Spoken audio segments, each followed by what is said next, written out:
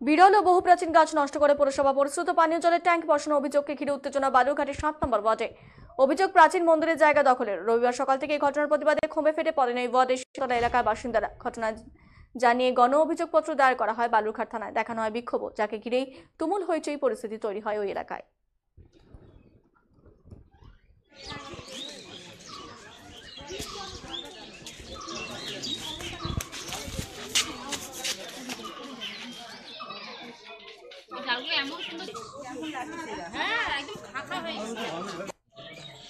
কি জন্য গিয়েছিলেন, কি জন্য থানায় বিক্ষোভ করলেন?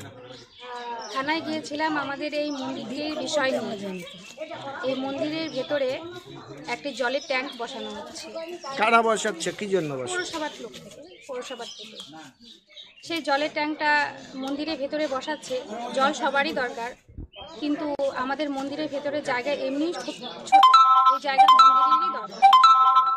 ট্যাঙ্কটা 7 নম্বর ওয়ার্ডে যে কোনো জায়গায় বসাক, আমাদের কোনো আপত্তি নাই, কিন্তু মন্দিরের জায়গাটাকে ছিঁড়ে।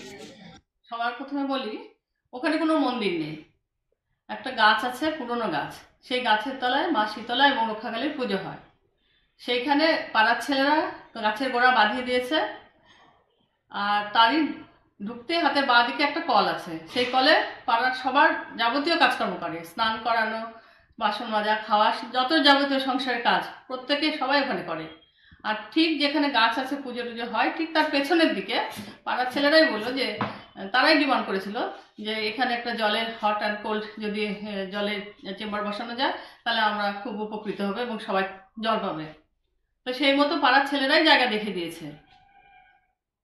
আর তারাই কন্ট্রাক্টরকে জায়গা দেখিয়েছে। তারপর কাজ শুরু হয়ে যায়। 2-3 দিন কাজ শুরু হয়ে যাওয়ার পর হঠাৎ কয়েকজন এসে বলছে যে না, এখানে জল নিতে আসলে পরে অকাচার হবে, এখানে এটা করতে দেওয়া যাবে না।